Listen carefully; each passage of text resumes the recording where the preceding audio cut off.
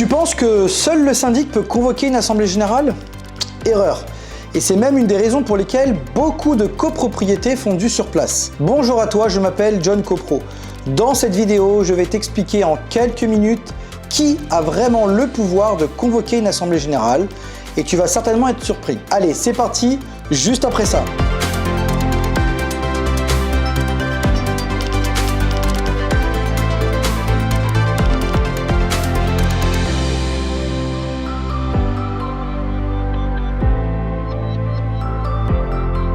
Avant d'aller plus loin, n'oubliez pas d'activer la cloche de notification, de mettre un j'aime à cette vidéo et pourquoi pas me laisser un commentaire, ça fait toujours plaisir. Pour commencer, voyons le cas le plus courant, la convocation à l'initiative du syndic.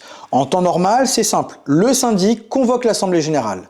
C'est obligatoire au moins une fois par an pour pouvoir adopter un budget de fonctionnement pour ne pas être en défaut de paiement. Néanmoins, même s'il a le pouvoir de convoquer seul, il la prépare tout le temps avec ton conseil syndical pour pouvoir être plus efficace. Généralement, il convoque l'assemblée générale au moins une fois par an et une deuxième, puis une troisième, selon les nécessités.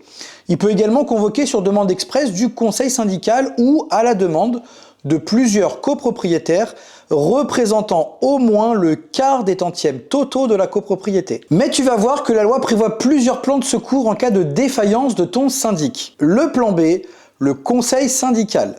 Si le syndic ne convoque pas l'assemblée générale à temps, le conseil syndical peut l'exiger. Pour cela, il faudra mettre en demeure le syndic. Et si celui-ci ne donne pas suite au cours des 8 jours qui suivent, le président du conseil syndical prend la main et convoque lui-même cette assemblée générale. Et oui, c'est légal et non, ce n'est pas une option. Le plan C, les copropriétaires et la justice.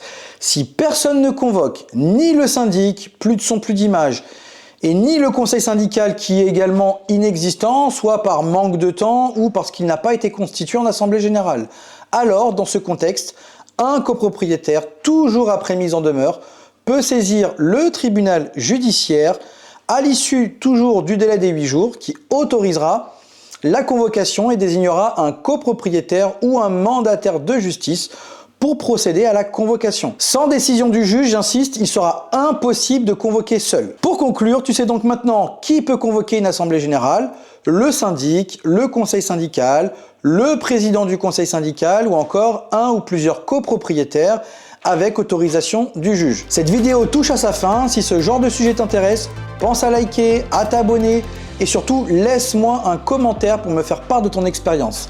Et quant à moi, je te dis à très vite, à très bientôt pour une prochaine vidéo sur l'immobilier, le droit et la stratégie patrimoniale.